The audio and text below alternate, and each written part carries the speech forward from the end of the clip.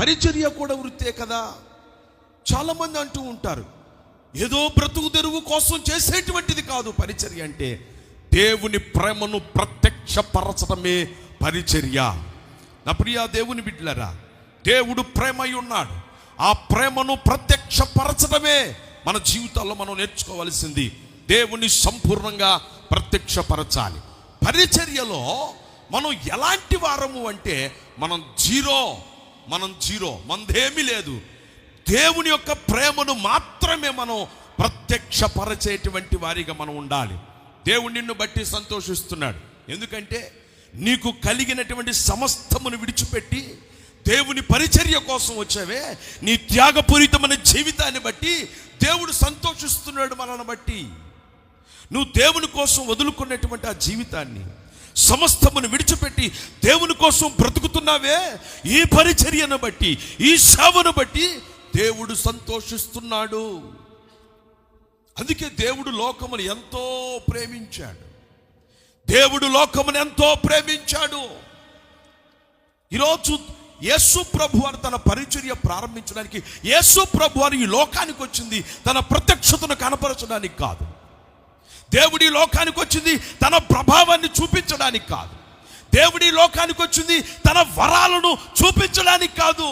నా ప్రియ దేవుని బిడ్డలారా, మనందరి కోసం, నీ కోసం, నా కోసం, మనందరి కోసం తన పరిశుద్ధమైన పవిత్రమైన రక్తాన్ని ధారపోయడానికి ఆయన లోకానికి వచ్చారు. ఈరోజు దేవుని వాక్యం వింటే నీ జీవితంలో మనందరి కోసం అదే పరిచర్య ప్రేమతో కూడినటువంటిదై ఉండాలి. పరిచర్య ప్రేమతో కూడినటువంటిదై ఉండాలి. యోహాను సువార్త 21వ అధ్యాయము 15వ వచనం ప్రకారంగా, పేతురు నీ దగ్గర శక్తి ఉందా అని అడుగుతున్నాడు. నీ దగ్గర బలం ఉన్నదా, నీ దగ్గర శక్తి ఉందా అని అడుగుతున్నాడు. అయితే నా పరిచర్య చేయి. నీకు ఎక్కువ శక్తి ఉందా సిమోను? నువ్వు నన్ను ప్రేమిస్తున్నావా అడుగుతున్నాడు ఆయన. నువ్వు నన్ను ప్రేమిస్తున్నావా? నన్ను ప్రేమించినట్లయితే నా గొర్రెలను కాయ అంటున్నాడు ఆయన. నా ప్రియ దేవుని బిడ్డలారా, పరిచర్య ప్రేమతో కూడిన పరిచర్య అయి ఉండాలి. నువ్వు దేవుణ్ణి ప్రేమించినప్పుడు, దేవునితో సహవాసం చేసినప్పుడు యేసయ్య నీవు ఒకటైపోతారు. నా ప్రియ దేవుని బిడ్డలారా, నువ్వు దేవునితో సహవాసం చేయాలి. నువ్వు దేవునితో సహవాసం చేసినప్పుడు ఆయన నీవు ఒకటై ఉంటారు. నా ప్రియ దేవుని బిడ్డలారా, దేవుని వాక్యంలో మనం చూసినట్లయితే, మనం మంచి దృక్పథంతో పరిచర్య ప్రారంభించినప్పుడు, మనం మంచి సంకల్పంతో పరిచర్య ప్రారంభించినప్పుడు, మొదట నీ పిలుపు ఏమై ఉన్నది? నా ప్రియ దేవుని బిడ్డలారా, మొదట దేవుని ప్రేమను సమకూరుస్తున్నాడు ఆయన. దేవుని ప్రేమను నీలో చూపిస్తున్నాడు ఆయన. దేవుని ప్రేమను కనపరచడం, దేవుని యొక్క ప్రేమను వ్యక్తపరిచేటువంటి విధంగా ఉండాలి. పరిచర్య అంటే ప్రేమతో కూడినదై ఉండాలి అనే విషయాన్ని ప్రభు సెలవిస్తున్నారు. అందుకే ప్రభు మనలను ప్రేమించినట్లుగా మనం చూస్తూ ఉన్నాం. దేని కొరకు దేవుడు నిన్ను పిలిచాడో తెలుసునా? ఒక ప్రవక్తగా ఉంటావనో కాదు, ఓ సేవకుడిగానో, ఒక సువార్థికుడిగానో, ఒక బిషప్గానో, ఒక రెవరెండ్గా ఉంటావని దేవుడు నిన్ను పిలవలే. దేవుడు నిన్ను పిలిచింది దేనికోసం? దేవుని ప్రేమను చూపించడానికి, దేవుని ప్రేమను తెలియచేయడానికి, దేవుని సంకల్పాన్ని, దేవుని చిత్తాన్ని నెరవేర్చడానికి దేవుడు నిన్ను పిలుచుకున్నాడు. ఎందుకు దేవుడు నిన్ను పిలుచుకుంది? ఓ మంచి బోధకుడండి, ఓ 1000 సంఘాలు కట్టాలని, లేదంటే లేదు నేను పెద్ద సభలు ఏర్పాటు చేయాలి, లక్షల మంది జనాన్ని తరలించాలి, ప్రజల్లో నేనేంటో, నా స్థితి ఏంటో, నా మినిస్ట్రీ ఏంటో, నా డినామినేషన్ ఏంటో, నా యొక్క క్యారెక్టర్ ఏంటో వ్యక్తపరచుకోవడానికి కాదు దేవుడు మనల్ని పిలిచింది. మనం ఏమై ఉన్నాం అంటే దేవుని ప్రేమై ఉన్నాము. దేవుని ప్రేమను వ్యక్తపరచడానికి. నా ప్రియ దేవుని బిడ్డలారా, అందుకే నువ్వు నన్ను ప్రేమిస్తున్నావా సిమోన్? అయితే నువ్వు నా గొర్రెలు మేపు. నన్ను ప్రేమిస్తున్నట్లయితే నా గొర్రెలు మేపు. నీ ప్రప్రథమైనటువంటి పిలుపును నెరవేర్చకుండా రెండవ రకపు పిలుపులోనికి వెళ్ళిపోతున్న రోజున చాలా మంది దైవజనులు. నా ప్రియ దేవుని బిడ్డలారా, మొదటి పిలుపు ఏంటి? నీ ప్రప్రథమైనటువంటి పిలుపు. నీ ప్రప్రథమైన పిలిపేంటి? అపోస్తుల పరిచర్య కాదు, ప్రవక్తతోనో బిషప్తో కూడినటువంటిది కాదు. నీ ప్రప్రథమైనటువంటి పరిచర్య, నీ ప్రధానమైనటువంటి పరిచర్య మార్కు సువార్త 3వ అధ్యాయము 13వ వచనం. మార్కు సువార్త 3వ అధ్యాయము 13వ వచనాన్ని మనం ధ్యానం చేసుకుందాం. మార్కు సువార్త 3వ అధ్యాయం 13వ వచనం. దేవుని వాక్యంలో మనం పరిచయం చేస్తే అక్కడ ప్రభు అంటున్నాడు, తనకిష్టమైన వారిని పిలువగా. చాలు చాలు చాలు. తనకిష్టమైన వారిని, తనకిష్టమైనటువంటి వారిని దేవుడు ఎవరిని ఇష్టపడుతున్నాడు? తనకిష్టమైన వారిని ఎన్నుకుంటున్నాడు. ఫస్ట్ ఆఫ్ ఆల్ వీళ్ళరా, దేవుడు తనకిష్టమైన వారిని ఎన్నుకుంటున్నాడు. దేవుడు ప్రేమ కొరకు ఆకలి కలిగి ఉన్నాడు. దేవుడు ప్రేమ కొరకు ఆకలి ఉన్నాడు. తనను ప్రేమించేవారు కావాలని తనకిష్టమైనటువంటి వారిని ఎన్నుకున్నాడట. ఎవరికిష్టం చెప్పాలి? ఎవరికిష్టం చెప్పాలి? ఎవరికిష్టం? దేవునికి ఇష్టమైనటువంటి వారిని, దేవునికి ఇష్టమైన వారిని, భూమి మీద ప్రజలు తనకిష్టమైనటువంటి వారిగా ఉండాలి అని అనుకుంటున్నాడు ఆయన. నువ్వంటే దేవునికి ఇష్టం, నీవు దేవునికి ఇష్టం, నీవు దేవునికి ఇష్టం, మనమందరము దేవునికి ఇష్టమైనటువంటి వారము కనుక దేవుడు మనలను ఏర్పరచుకొని నియమించాడు. దేవుడికి నువ్వు ఇష్టమయ్యావు. నీ జీవితం వేరు, నీ పరిస్థితులు వేరు, నీ క్యారెక్టర్ వేరు, నీ కుటుంబ నేపథ్యం వేరు, నీ కుటుంబ పరిస్థితులు వేరు. అయినా దేవుడు నువ్వంటే ఇష్టము, నువ్వంటే ఇష్టం గనక దేవుడు నిన్ను ఎన్నుకున్నాడు. సమస్త జనులకు అధిపతిగా నిలబెట్టాలను దేవుడు నిన్ను ఎన్నుకున్నాడు. నువ్వు దేవునికి ఇష్టమైనటువంటి వ్యక్తివి, నువ్వు దేవునికి ఇష్టమైనటువంటి వ్యక్తివి. ఆయన నీతో మాట్లాడాలనుకుంటున్నాడు. నీ నుండి ఏదో ఆయన కావాలనుకుంటున్నాడు. నీ నోటి ద్వారా మాట్లాడాలనుకుంటున్నాడు. నీ కంటి ద్వారా చూడాలనుకుంటున్నాడు. నీ మనసు ద్వారా తన చిత్తాన్ని నెరవేర్చాలనుకుంటున్నాడు. నీ హస్తము ద్వారా ఇతరులను, ప్రజలను తాకాలనుకుంటున్నాడు. నా ప్రియ దేవుని బిడ్డలారా, ఈరోజు వాక్యం వింటున్న నా ప్రియ దైవ జనాంగమా, దేవుని వాక్యం వింటున్న మన జీవితాలు పరీక్షించాలి. దేవుడు ప్రేమ కలిగి ఉన్నాడు. ఆ ప్రేమను వ్యక్తపరచడానికట కొంతమందిని దేవుడు ఎన్నుకున్నాడు. ఎవరిని అంటే తనకిష్టమైన వారిని. ఎవరికి ఇష్టమట? ఈరోజు నువ్వు దేవుని పరిచర్యలో ఉన్నావు అంటే నువ్వు దేవునికి ఇష్టం. అందుకే దేవుడు నిన్ను ఎన్నుకున్నాడు. అందుకే వీళ్ళారా, ఆయన 12 మందిని ఎన్నుకున్నాడు. నిజమే. ఎందుకు? శిక్షణ ఇవ్వడానికా? శిక్షణ ఇవ్వడానికా? ఎస్, ఆయన శిక్షణ ఇవ్వడానికే ఆయన కొంతమందిని ఎన్నుకున్నాడు. తనకిష్టమైన వారిని ఎన్నుకున్నాడు. ఆయన శిక్షణ ఇవ్వడానికి. దేనికి? ఆ శిక్షణ ఇవ్వక ముందు, ఆ శిక్షణ ఇచ్చే ముందు దేని కొరకు పిలిచాడంటే మార్కు సువార్త 3వ అధ్యాయం 13వ వచనం ప్రకారంగా తనకిష్టమైన వారు తనతో ఉండుటకు.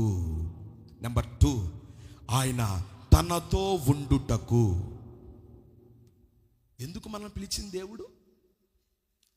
ఎందుకు దేవుడు మనల్ని పిలిచింది? తనకిష్టమైన వారిని పిలిచాడు. ఎందుకు పిలిచాడు అంటే తనతో ఉండడానికి. ఎవరితో ఉండడానికి? దేవునితో ఉండడానికి, ఆయనతో ఉండుటకు. మనం ఆయనకు కావాలి, మనమందరం ఆయనకు కావాలి. ఒక్కొక్కరు మనము ఆయనకు కావాలి. ఈరోజు నీ కుటుంబ జీవితంలో నీ బంధువులు నిన్ను తిరస్కరించారేమో, నీ కుటుంబ సభ్యులు, నీ అక్కచెల్లులు నిన్ను తిరస్కరించి ఉండొచ్చు. దేవుని యొక్క పిలుపులో, దేవుని యొక్క పరిచర్యలో నీ బ్రదర్స్, నీ సహోదరులు నిన్ను తిరస్కరించారేమో, నీవు ఉన్న సమాజం నిన్ను తిరస్కరించిందేమో. అన్నిటిని వదులుకొని విడిచిపెట్టి ఈరోజు నువ్వు దేవుని పరిచర్యలో ఉన్నావంటే దేవునికి నువ్వు కావాలి. ఆయనతో ఉండటానికి, ఆయనతో ఉండడానికి, ఆయనతో కూర్చుండబెట్టడానికి ఆయన నిన్ను అభిషేకించాడు. ఆయన నిన్ను అభిషేకించాడు. అందుకే సాతాను కీడు చేయాలనుకున్నా సరే నువ్వు కాపాడబడ్డావు. సాతాను నిన్ను అణిచివేయాలనుకున్నాడు, కానీ నువ్వు ఎందుకు రక్షించబడ్డావో తెలుసునా? నువ్వెందుకు బ్రతికించబడ్డావో తెలుసునా? ఆయనకు నువ్వు కావాలి కనుక, ఆయనకు నువ్వు ఇష్టమైనటువంటి వ్యక్తివి కనుక. ఈరోజు వాక్యం వింటూ నీ జీవితంలో నువ్వే ఎందుకు కావాలి? యేసయ్య నిన్ను ఎందుకు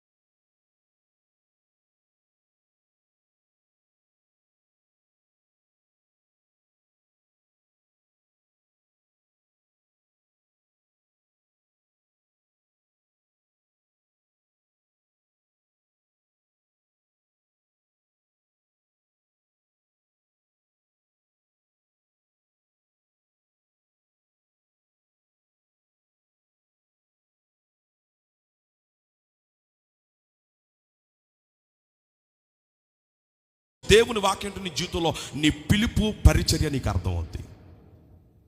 ప్రైజ్ ది లార్డ్, హల్లెలూయా.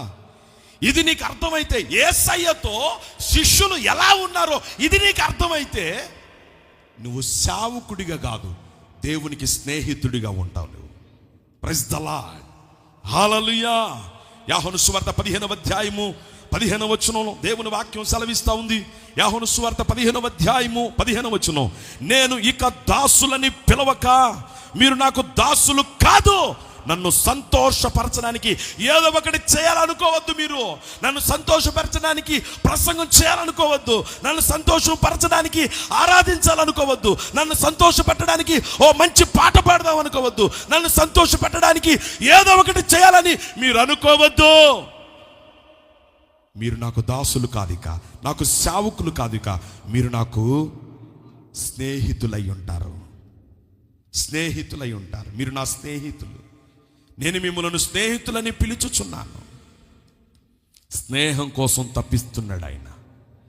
స్నేహము కోసం తప్పిస్తున్నాడు. నా తండ్రి నుంచి ఏదైతే నేను వింటున్నానో, నేను ఆ తండ్రి దగ్గర నుంచి ఏదైతే నేను చూస్తున్నానో ప్రతిదీ ప్రతిదీ ప్రతిదీ దాచకుండా నేను మీతో చెప్తున్నాను. రహస్యం అనేది ఏదీ లేదు.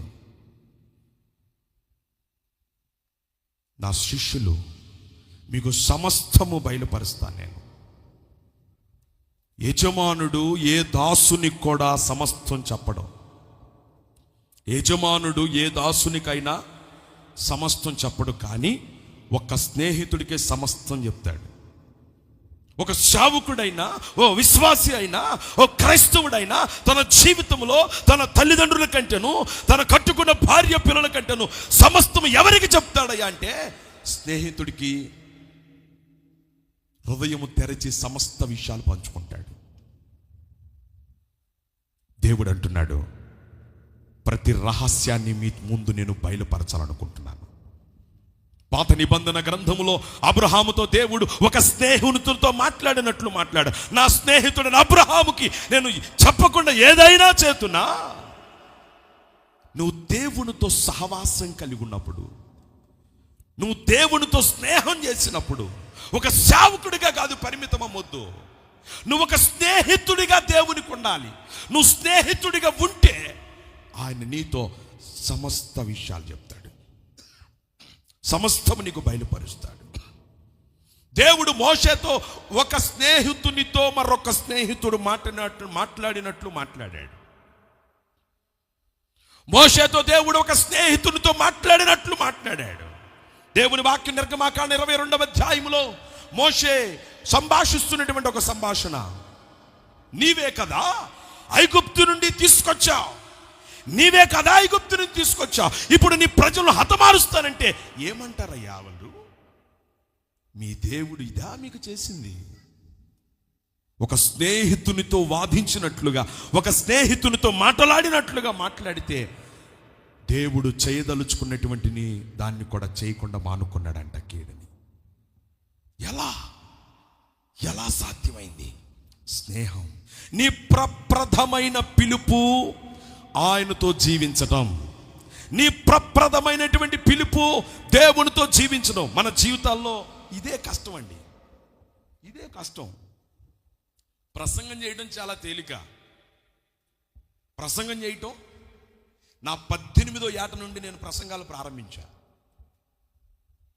వీళ్ళరా ప్రసంగం చేయటం చాలా తేలిక, పాటలు పాడటం చాలా తేలికే, పరిచర్య చేయడం చాలా తేలికే.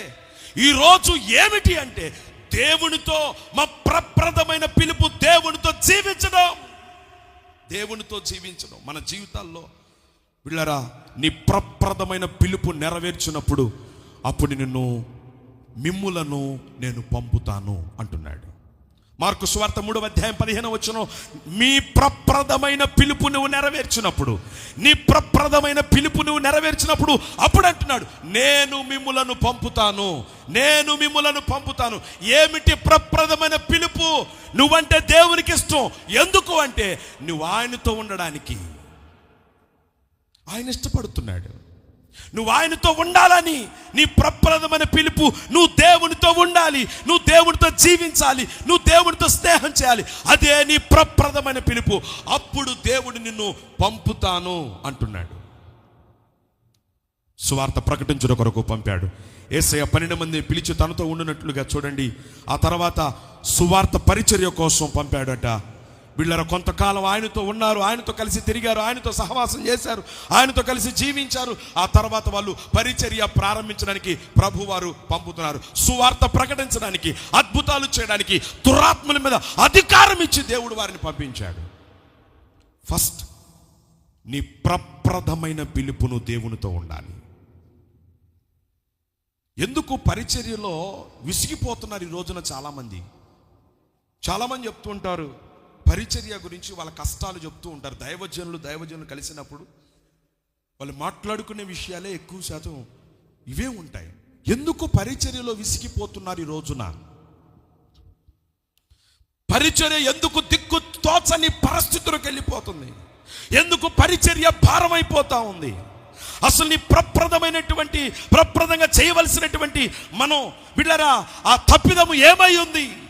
ఈరోజు ప్రప్రదమైన పిలుపును విడిచిపెట్టి రెండవ పిలుపులోనికి మనం వెళ్ళిపోవటమే దానికి ప్రధానమైనటువంటి కారణం. ప్రభు అన్నాడు, పరిచర్య నిమిత్తం నా దగ్గరకు రావద్దు, వాక్యం కోసము, ప్రార్థన చేయడం కోసం, పరిచర్య కోసం నువ్వు చేయకూడదు. ఏదో ఆదివారం ప్రసంగించాలి కనుక ఈరోజు శనివారం సిద్ధపరచుకోవాలి, దానికోసం నువ్వు చేయొద్దు, దానికోసం నా దగ్గరకు రావద్దు అంటున్నాడు ప్రభు. నువ్వు ఒక ప్రసంగం చేయడానికి నా దగ్గరకు రావద్దు, పరిచర్య చేయడానికి నువ్వు నాతో ఉంటానంటే నా దగ్గరికి రా అంటున్నాడు. Praise the Lord. నువ్వు నాతో ఉంటానంటే ఈరోజు దేవుని వాక్యం వింటూ మన జీవితాల్లో పరీక్షించుకోవాలి, పరిశీలన చేసుకోవాలి. నేను అది చేయాలి కాబట్టి ప్రార్థన చేయాలి, నేను ప్రకటించాలి కాబట్టి బైబిల్ చదవాలి. ఆయనతో బిడ్డలారా నువ్వు సమయాన్ని హెచ్చిస్తే, ఆయనతో నువ్వు సమయాన్ని హెచ్చిస్తే, అదే విధంగా మొట్టమొదట అందరూ ప్రారంభించినటువంటి ప్రారంభపు దినాల్లో ఆయనతో ఉండడానికే ప్రారంభించావు, ఆయనతో ఉండడానికే పరిచర్య ప్రారంభించావు. కానీ ఆ తర్వాత నువ్వు సంపూర్ణ సేవలోనికి రాకముందు బిడ్డలారా నీ జీవితం చాలా భయంకరమైన పరిస్థితి నుంచి నువ్వు రక్షించబడ్డావు, విడిపించబడ్డావు. దేవుని పరిచర్య, దేవుని సేవ చేయాలనుకున్నావు, దేవుని ఆరాధిస్తున్నావు. కానీ నీ ప్రప్రదమైన పిలుపును విడిచిపెట్టావు, నీ ప్రప్రదమైనటువంటి పిలుపును విడిచిపెట్టావు. దారి తప్పిపోయావు.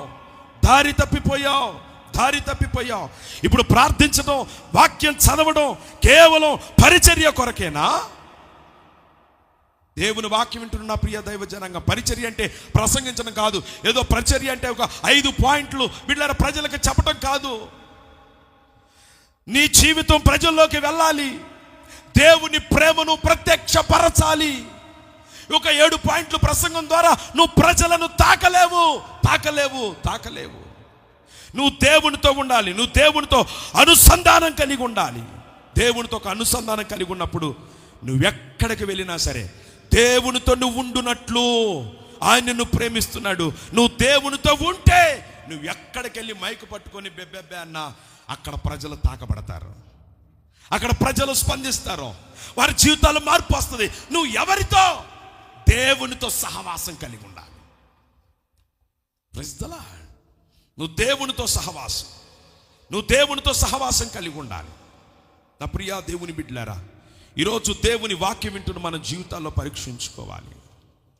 ఆయన అంటున్నాడు నేను ఆ శక్తిని నీకు అనుగ్రహిస్తాను.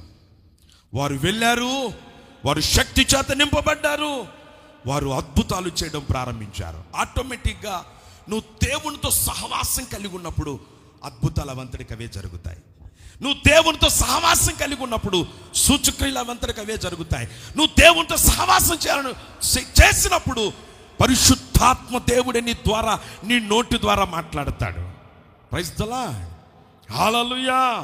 నీ ప్రప్రదమైన పిలుపు దేవునితో జీవించటం. కొరింథీ రాసినటువంటి 2వ పత్రిక 13వ అధ్యాయము 14వ వచనం.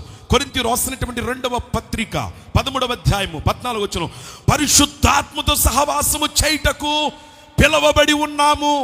పరిశుద్ధాత్మతో సహవాసము చేయుటకు పిలవబడి ఉన్నాము.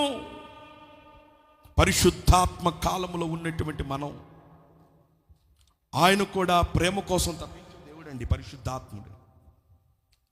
ఆయన వచ్చినప్పుడు శక్తి వస్తుంది అంటారు. శక్తి రావటం కాదు, ఆయన శక్తినిచ్చే దేవుడు. ఆయన ఒక శక్తిగా చూడొద్దు, ఒక వ్యక్తిగా చూడు. పరిశుద్ధాత్మ దేవుని ఒక వ్యక్తిగా చూడు, శక్తిగా చూడొద్దు. ఆయన శక్తినిచ్చే దేవుడు. ఆయన శక్తినిచ్చేవాడు. పరిశుద్ధాత్ముడు ఆయన వ్యక్తి అయి ఉన్నాడు. ఆయన నీలో జీవిస్తున్నాడు. పరిశుద్ధాత్మ సహవాసములో మనం ఉండాలి. పరిశుద్ధాత్మ సహవాసములో మనం ఉండాలి. యేసయ్య 30 సంవత్సరాలు పరిచర్య చేయలే. 30 సంవత్సరాల వరకు ఆయన తన జీవితంలో చూడండి ఆయన ఏం చేశాడో. పరిశుద్ధాత్మ శక్తితో నింపబడినప్పుడు, పరిశుద్ధాత్ముడు బలపరిచినప్పుడు ఆయన పరిచర్య ప్రారంభించాడు. ప్రైజ్ ది లార్డ్, హల్లెలూయా. పరిశుద్ధాత్మతో నింపబడిన తర్వాత తన పరిచర్యను ప్రారంభించాడు. పరిచర్యలోనికి వెళ్ళడానికి పరిశుద్ధాత్ముడు అవసరం వచ్చింది అక్కడ. అందుకే అపోస్తుల కార్యం 10వ అధ్యాయము 38వ వచనంలో పరిశుద్ధాత్మతో మనము నడిపించబడాలి. లూకా సువార్త 4వ అధ్యాయం 1వ వచనం, ఆయన ఆత్మతో నింపబడుటకు కొనిపోబడ్డాడు. ఆయన ఆత్మతో నింపబడుటకు. యేసు ప్రభువారు ఆయన పరిశుద్ధాత్మ చేత నింపబడినప్పుడు, బలపరచబడినప్పుడు పరిచర్యను ప్రారంభించాడు. పరిశుద్ధాత్మతో సహవాసం చేయాలి. అదే ఆత్మదేవుడు నీ సహవాసం కోసం ఎదురు చూస్తున్నాడు. ఆయన పరిశుద్ధాత్ముడు అనగానే మన వాళ్ళకు గుర్తొచ్చేది వరాలు. పరిశుద్ధాత్ముడు అనగానే ప్రవచనాలు. పిల్లరి రోజున క్రైస్తవ సమాజం ఎలా మిగిలిపోయిందంటే పరిశుద్ధాత్ముడు కావాలి, పరిశుద్ధాత్ముడు కావాలి. అంటే పరిశుద్ధాత్ముడు అంటే వరాలు, భాషలు, లేదంటే నాకేదో అద్భుతాలు చేసే శక్తి కావాలి. వరాలు వరాలు వరాలు, అనాయింటింగ్. అదిగో ఒక దైవజనుడు వస్తున్నాడు, ఆయన అనాయింటింగ్ చేస్తాడు. ఎంతవరకు నిలిచి ఉంటుంది? ఎంతవరకు నిలిచి ఉంటుంది? నేను ఒక 10 ప్రసంగాలు నీకు ఇస్తే ఎన్ని రోజులు ప్రసంగం చేస్తావు? వరాలిచ్చేవానితో నీ సహవాసం ఉంటే, వరాలిచ్చేవాడే నీ స్నేహితుడైతే, వరాలిచ్చేవాడు, శక్తినిచ్చేవాడు, బలపరిచేవాడు, అద్భుతాలు చేసేవాడే నీ స్నేహితుడైతే నీకు ధారాళంగా వస్తాయి, అన్నీ కూడా లభిస్తాయి. నువ్వు దేవునితో సహవాసం, ఇది నీ ప్రధానమైనటువంటి పిలుపును మరచి వరాల కోసం, పరిశుద్ధాత్మ భాషల కోసం, పరిశుద్ధాత్మని యొక్క అద్భుతాల కోసం, వీళ్ళ అనాయింటింగ్ కోసం ఎదురు చూస్తున్నావే. ప్రభు అంటున్నాడు, నువ్వు మొదట నాతో సహవాసం చేయి. నీకేం కావాలో నీకు ఇస్తాను, నీకేం కావాలో నీకు ఇస్తా. నా ప్రియా దేవుని బిడ్డలారా, ఈరోజు వరాలిచ్చే వ్యక్తితో నువ్వు జీవిస్తే వరాల గురించి నువ్వు కూర్చొని ఏడవలసిన పని లేదు. వరాలిచ్చేవాడు ఉంటే వరాలు నిన్ను వెంబడిస్తాయి, నీ వెనకే వెంబడిస్తాయి. వరాల కోసం నువ్వు కూర్చొని ఎందుకు ఏడుస్తావు? పరలోకము నుండి ఇవ్వబడిన బహుమానమే పరిశుద్ధాత్ముడు. పరలోకము నుంచి ఇవ్వబడిన బహుమానమే పరిశుద్ధాత్ముడు. పరలోకము నుంచి వీళ్ళరా యేసు ప్రభువారు బుద్ధివాక్యం కోసం, జ్ఞానవాక్యం కోసం ఆయన ఏడవలే. కొరింథీ రాసినటువంటి పత్రిక 2వ అధ్యాయము 11వ వచనములో, 1 కొరింథీ 2వ అధ్యాయము 11వ వచనములో, ఆయన సమస్తము కలిగిన వాడు, ఆయన నీ పరిచర్యను తెలుసుకొనేటువంటి వాడు. రేపేం జరుగుతుందో తెలుసు, 10 సంవత్సరాల తర్వాత నువ్వు ఏం చేయబోతున్నావో కూడా ఆయనకి తెలుసు. దాని కొరకు నేనేం చేయాలి? ఆయనతో జీవించాలి, ఆయనతో జీవించాలి. నా ప్రియా దేవుని బిడ్డలారా, నీ భార్య గురించి తెలుసుకోవాలంటే 30 సంవత్సరాలు కాపురం చేయని అవసరంలే. 30 సంవత్సరాలు నువ్వు బిడ్డరా సంసార జీవితాన్ని కొనసాగించాల్సిన పని లేదు. ఈరోజు దేవుని వాక్యం నీ జీవితంలో, ఇవి నాకు అర్థం కావట్లేదండి. ఒక సేవకుడై ఉండి ఓ దైవజనురాలు నా దగ్గరికి వచ్చింది, పాస్టర్ గారు మా పాస్టర్ గారి గురించి ప్రార్థన చేయండి అంది. ఏంటమ్మా అన్న? ఈ పాస్టర్ గారికి బ్రహ్మాండంగా ప్రసంగాలు చేస్తాడుగా అన్న. బ్రహ్మాండంగా పరిచయం చేస్తాడు కంటే విశ్వాసులు ఉన్నారు ఇక్కడ అన్న? ఉన్నారా? అట్టయితే వద్దులే. ఏంటమ్మా నా కథ పగలంతా ప్రసంగాలు చేస్తాడండి, రాత్రి అయితే ఈ ప్రసంగం చేస్తాడన్న, ఎక్సెట్రా ఎక్సెట్రా ఎక్సెట్రా. ఈరోజు ఒక దైవజనుని యొక్క భక్తి జీవితం ఎక్కడ సన్నగిలుపుతుందంటే, దేవుడితో సహవాసం చేయాల్సిన వారు దేనితో సహవాసం చేస్తున్నారు? చెప్పాలి. దేనితో సహవాసం? నీ సహవాసం దేనితో ఉంది? నీ సహవాసం ఈరోజు వాక్యం వింటున్న నా ప్రియ దైవ జనాంగమా, దేవుని వాక్యం మన జీవితంలో ప్రభు అంటాడు, నీలో ఉన్న పరిశుద్ధాత్ముడి గురించి నువ్వు ఇంకా తెలుసుకోవాలి. పరిశుద్ధాత్మతో నువ్వు నింపబడినట్లు ఆయన్ని శక్తిగా చూడొద్దు, ఒక వ్యక్తిగా చూడు, ఆయనతో స్నేహం చేయి. యోహాను సువార్త 14వ అధ్యాయము 16, 17, 18. యోహాను సువార్త 14వ అధ్యాయం 16, 17, 18. సత్య స్వరూపియగు ఆత్మ సర్వ సత్యములోనికి నడిపిస్తాడు. ఆయనే యేసు. ఆయన సర్వ సత్యములోనికి నిన్ను నడిపించేటువంటి గొప్ప దేవుడు ఆయన. అపోస్తుల కార్యముల గ్రంథం అంతా కూడా నీ మొట్టమొదటి పరిచర్య, నీ ప్రాథమిక పరిచర్య కోసం నువ్వు ప్రయాసపడాలి, రెండవ దాని కొరకు కాదు. ఈ రోజున సేవకులు, నాకు వరాలు కావాలండి, నాకు అనాయింటింగ్ కావాలండి, నాకు భాషలు మాట్లాడే శక్తి కావాలి, నాకు అద్భుతాలు చేసే దురాత్మలు పారలోలే ఆ శక్తి కావాలి. ఆ అనాయింటింగ్ కోసం ఎవరు వస్తున్నారు గుంటూరు? ఫారెన్ నుంచి ఎవరు వస్తున్నారు అనాయింటింగ్ చేసే పాస్టర్? వెతకడం కాదు, వరాలు ఇచ్చేవాడిని విడిచిపెట్టి నువ్వు నీ ప్రప్రదమైన పిలుపుని విడిచిపెట్టి రెండవ రకపు పిలుపు కోసం, రెండవ రకపు పరిచర్య కోసం పరిగెడుతున్నావంటే, ప్రభు నిన్ను ఎన్నుకుంది అందుకు అనుకుంటున్నావా? నిన్ను ఏర్పరచుకుంది, నిన్ను ఎన్నుకుంది నువ్వు ఆయనతో ఉండడానికి. క్రీస్తులా నువ్వు ప్రసంగాలు చేయడానికి, లేదంటే నీకు నువ్వు ప్రత్యక్షపరుచుకోవడానికో కాదు. ఆయన నేను ఎన్నుకుంది, ఆయన ఆ ప్రేమను నీ గుండెల నిండా నువ్వు కలిగి ఉండాలని. నా ప్రియ దేవుని బిడ్డలారా, యోహాను సువార్త 14 అందుకంటాడు, అప్పుడు నువ్వు మొదటి పరిచర్యలో, మొదటి పిలుపులో నువ్వు నమ్మకంగా ఉంటే నువ్వు వెళ్ళు, ఇక పంపిస్తున్నాడు.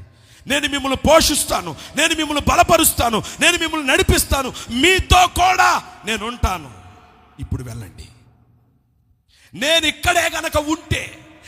ఇక్కడే ఉంటే యెరూషలేములో ప్రకటించగలుగుతా, నేను ఇక్కడే గనక ఉంటే గలిలయలో ప్రకటించగలుగుతా, నేను ఇక్కడే గనక ఉంటే నేను ఇంకా అనేక మందిని నాకు శిష్యులుగా కావాలనుకుంటున్నా. నాకు అనేక మంది శిష్యులుగా, నాకు అనేక మంది నన్ను ప్రేమించేవారు నాకు కావాలి. 12 మంది కాదు, నేను ఇంకా ప్రేమించాలనుకుంటున్నా. నేను వెళితే వేరొక ఆదరణకర్త మీ మధ్యలోనికి వస్తాడు. ఆయన వేరొక గ్రీకులో దీని ఒరిజినల్ ఫాంట్ ఏంటంటే నాలాంటి వాడు అని ఉంది. నాలాంటి వాడు, మీరు భయపడొద్దు, నాలాంటి వాడు మీతో ఉంటాడు. ఆయనకు పవర్గా చూడొద్దు, ఒక వ్యక్తిగా చూడండి. ఆయన ఒక పవర్గా కాదు, ఒక వ్యక్తిగా ఆయన మీతో ఉంటాడు. నేనేం చేశానో అది చేస్తాడు, నేను ఏం నడిపించానో అది అలాగే నడిపిస్తాడు. నేను మీతో ఎలా సహవాసం చేశానో మీతో కూడా ఆయన సహవాసం చేస్తాడు. నా ప్రియ దేవుని బిడ్డలారా, ఆయన మీలో ఉంటాడు, మిమ్మల్ని అనాథలుగా విలువాడు. ఆ పరిశుద్ధాత్ముడి మిమ్మల్ని నడిపిస్తాడు. అపోస్తుల కార్యములు 16వ అధ్యాయంలో వాళ్ళు అపోస్తులు అనుకుంటున్నారు, మేము ఆసియా ప్రాంతానికి వెళ్ళాలి, దేవుని సువార్త ప్రకటించాలంటే పరిశుద్ధాత్ముడు వారిని గైడ్ చేశాడు. అక్కడ వద్దు, ఆయన నడిపిస్తాడు. ఆయన నడిపింపులో మనందరం ఉండాలి. నీకు స్నేహితుడైనటువంటి వాడు ఆయన. పరిశుద్ధాత్ముడు చెప్పినట్లు మనం చేయాలి. నీవు కూడా పేతురులాగా, యోహానులాగా, పౌలులాగా చేయాలనుకుంటున్నావా? అయితే వారు అపోస్తులు పరిశుద్ధాత్మతో సహవాసం, ఫెలోషిప్ కలిగి ఉన్నారు.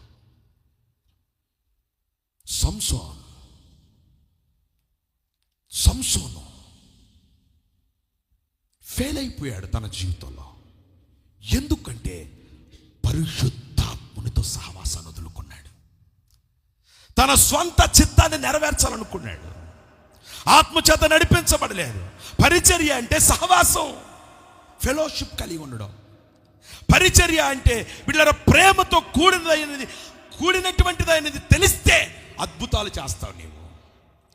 పరిశుద్ధాత్మ శక్తి పేతురును కమ్మి ఉన్నది.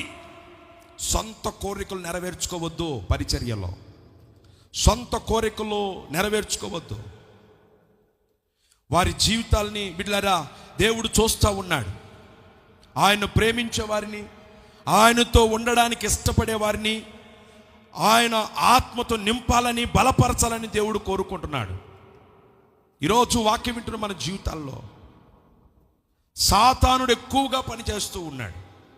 ఎందుకు ఎక్కువగా సాతానుడు పనిచేస్తున్నాడు అంటే మన సొంత చిత్తాన్ని నెరవేర్చుకోవడం. సంసోన్ అయ్యా దలీలాని ఫిలిస్తీన్లు ఎత్తుకుపోయారంటే ఎవరి కోసం వెళ్ళాడు ఇప్పుడు? ఫిలిస్తీన్ల మీదకి ఎవరి కోసం వెళ్ళాడు ఇప్పుడు? ఫిలిస్తీన్ల మీద యుద్ధానికి ఎవరి కోసం వెళ్ళాడు? భార్య కోసం. వారు నన్ను కళ్ళు ఓడబీకారు కనుక వారి మీద పగ తీర్చుకోవాలయ్యా, శక్తి కావాలి. ఎవరి కోసం? ఎవరి కోసం? తన సొంత ఆలోచన, సొంత నిర్ణయాలు, తన ఏంటో, తన శక్తి ఏంటో, తన బలమేంటో కనపరచుకోవడానికి. ఈ రోజున క్రైస్తవ డినామినేషన్స్ కూడా అలాగే కొన్ని అలాగే నడుస్తూ ఉన్నాయి. నేనేంటో, మేమేంటో. ఈరోజు వాక్యం వింటున్న నా ప్రియ దైవ జనాంగమా, పరీక్షించుకోవాలి. వ్యక్తిగతంగా ఆలోచించొద్దు. దేవుని దర్శనాన్ని, పరిచర్యను నువ్వు మరిచిపోవద్దు. ప్రసంగించాలి.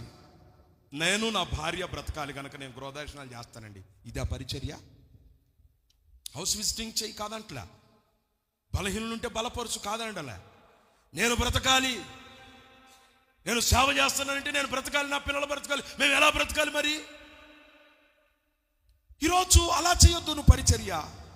ఎస్తేర్ అంటుంది, నేను చనిపోయినా చనిపోదును, నా ప్రజలు నా ప్రజలు నా ప్రజలు నా ప్రజలు. ఆ భారం గుండెల నిండా ఉండాలి. ఈ రోజున రోగులను చూసినప్పుడు ప్రభువారు, నేను ఈ అద్భుతం చేస్తే టీవీలో కనపడతాను, నేను ఈ అద్భుతం చేస్తే పేపర్లో వస్తాను. ఆయన వారిని చూచినప్పుడు కనికరపడి, ఆయన వారిని చూచినప్పుడు కనికరపడి, పేతురు నీడ పడితే గొప్ప కార్యాలు. నీ సొంత రాజ్యం స్థాపించాలనుకోవద్దు. నా ప్రియ దైవ జనాంగమా, దేవుడు నిన్ను నమ్మాడు గనక నువ్వు దేవుని ప్రమోట్ చేయాలి. దేవుడు నిన్ను నమ్మాడు గనక నువ్వు దేవునితో సహవాసం చేయి. దయచేసి నీ ప్రధానమైన పిలుపులోనికి రా. నీ ప్రధానమైన పిలుపులోనికి నువ్వు రావాలి. ఆయన కన్నుల ద్వారా నీ కన్నుల ద్వారా ఆయన చూడాలనుకుంటున్నాడు. నీ నోటి ద్వారా ఆయన మాట్లాడాలనుకుంటున్నాడు. నీ చేతుల ద్వారా ఆయన తాకాలనుకుంటున్నాడు. ఈరోజు నువ్వు నీ ప్రధానమైన పిలుపులోనికి నువ్వు రావాలి. ఆయన బంగారు పాత్ర కోసం, వెండి పాత్ర కోసం చూడట్లే, నింపబడే పాత్ర కోసం చూస్తున్నాడు. ఆయన నింపబడే పాత్ర నీవు ఉండాలి. ఈరోజు దేవుని వాక్యం నీ జీవితంలో కొరింథీయులకు రాసిన మొదటి పత్రిక నేను ముగిస్తున్నాను. 3వ అధ్యాయము 9వ వచనంలో పరిశుద్ధాత్మ మీలో ఉన్నాడు. పరిశుద్ధాత్ముడి మీలో ఉన్నాడు. ఆయనలో ఉన్నటువంటి బిడ్డలారా శక్తులను పొందుకునే వారికి ఉండాలి. నా ప్రియ దేవుని బిడ్డలారా, చాలామంది నాకు అర్థం కావట్లేదండి, నాకు అర్థం కావట్లేదు. ఏమిటి అర్థం కావట్లే? 30 సంవత్సరాలు సంసారం చేసిన ఒకళ్ళు అంటాను, మా ఆయన నాకు అర్థం కావట్లేదండి. అర్థం కాదు వాళ్ళకి. కొన్ని క్యారెక్టర్స్ అంతే, అర్థం కావు. ఈ జీవితాంతం అంతే. పరిశుద్ధాత్మ శక్తి నువ్వు అనుభవించడానికి నువ్వు సహవాసం ఏదో చేయని అవసరం లేదు. దేవునితో సహవాసం చేయాలంతే. ఆయన నీకు అర్థమైతే పరిచర్య సంతోషంగా చేస్తావు. నీవు ఆయన నీకు అర్థమైతే పరిచర్య సంతోషంగా చేస్తావు. ఈరోజు వాక్యం వింటున్న ప్రియ దైవ జనాంగం, ఒక భార్య భర్తల్ని ప్రార్థన చేయడానికి వెళ్తే ఆయన ఏదో చెప్తున్నాడు, ఆ మంటుంది ఇలా చూసిందండి. ఆయన ఇంకా కామైపోయాడు. అలా ఒక లుక్ వేస్తే కామైపోయాడు, ఆ లుక్ వేస్తే అలా కూర్చున్నాడు. ఏంటండి అని అడిగా ఆయన. తర్వాత నేను పర్సనల్గా కలిసినప్పుడు అడిగా, నా భార్య నాకు తెలుసుగండి, నా సంగతి నాకు అన్నాడు. అంటే 30 సంవత్సరాలు కాదు, ఆమెంటో నాకు తెలుసు, ఆమెంటో నాకు తెలుసు. అర్థమైపోయింది. నా భార్య కనుసైకతో ఏం చెప్తుందో అర్థం చేసుకోగలిగాడు. ఈ రోజు నువ్వు దేవునితో కూడా సహవాసం చేస్తే ఆయన ఏంటో నీకు అర్థమవుద్ది. ఫెలోషిప్ అనే మాట గ్రీకులోకి వెళితే పార్ట్నర్షిప్ అని దాని అర్థం. ఏమిటట? పార్ట్నర్షిప్ అంటే దేవుడు నీవు పార్ట్నర్లై ఉండాలి. Praise the Lord. ఎవరు నీ పార్ట్నర్? చెప్పాలి, ఎవరు నీ పార్ట్నర్? దేవుడై ఉండాలి. ఆయన యేసయ్య నీ పార్ట్నర్షిప్ అయి ఉండాలి. నా ప్రియ దేవుని బిడ్డ, ఈరోజు వాక్యం ఉంటుంది నీ జీవితంలో. అప్పుడు దేవుడు ఎప్పుడు సంతోషిస్తాడో నీకు అర్థమైంది, ఆయన ఎప్పుడు దుఃఖిస్తాడో నీకు అర్థమైంది, ఆయన భావోద్రేకాలు నీకు అర్థమవుతాయి. ఆయనలాగా బ్రతకాలి, ఆయనలాగా నువ్వు బ్రతకాలి, ఆయనలా జీవించాలి, ఆయనలా నువ్వు ఉండాలి. ప్రభుని దగ్గర కోరుకుంటుంది అదే, నువ్వు ఆయనలాగా ఉండాలి. ఎఫెసీ పత్రిక 4వ అధ్యాయంలో నీవు ఆయనలాగా జీవించాలి. ఈరోజు వాక్యం వింటున్నా నా ప్రియ దైవజనులారా, దేవుని వాక్యం వింటున్నావు, నువ్వు నీ ప్రప్రదమైన పిలుపుని విడిచిపెడుతున్నావు. నీ ప్రప్రదమైన పిలుపు ఆయనతో ఉండునట్లు ఆయనకిష్టమైన వారిని ఆయన పిలుచుకున్నాడు. ఆయనకిష్టమైన వారిని పిలుచుకున్నాడు. ఎందుకు పిలిచాడు? ఆయనతో ఉండడానికి, ఆయనతో ఉండడానికి, ఆయనతో ఉండడానికి. ఆ తర్వాత దేవుడు కొందరిని సువార్త కోసం పంపాడు, ఆయన అద్భుతాలు చేయడానికి పంపాడు. నువ్వు ఈరోజు మొదటి పిలుపుని విడిచిపెట్టి రెండవ రకము దానికోసం నువ్వు ప్రాకులాడుతున్నావు. నా ప్రియ దేవుని బిడ్డ, మొదటి దాన్ని నువ్వు నెరవేర్చకుండా, మొదటి దాన్ని ప్రధానమైనటువంటి ప్రప్రదమైన పిలుపు నువ్వు గ్రహించకుండా రెండవ దానికోసం నువ్వు ప్రయాసపడితే బిడ్డలు, నువ్వు ఎంత ప్రయాసపడినా సరే అది గాలిలో బిడ్డరా నువ్వు వ్యర్థమైన ప్రయాస చేసినట్లు ఉంటుంది.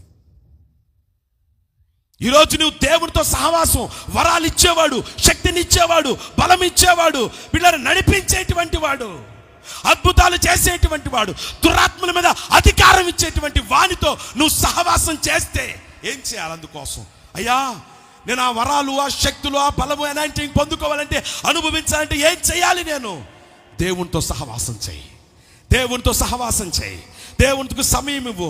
చాలామంది సేవకులండి వీళ్ళ పరిచర్య కాదనడంలే, కానీ దేవునికి ఇవ్వాల్సిన ప్రాధాన్యత దేవునికి ఇవ్వాలి. పగలంతా పరిచర్య చేశాడు, రాత్రి అయితే ఆయన తన తండ్రితో సహవాసం చేశాడు. ఈరోజు దేవుడితో సహవాసం నువ్వు కలిగి ఉండాలి.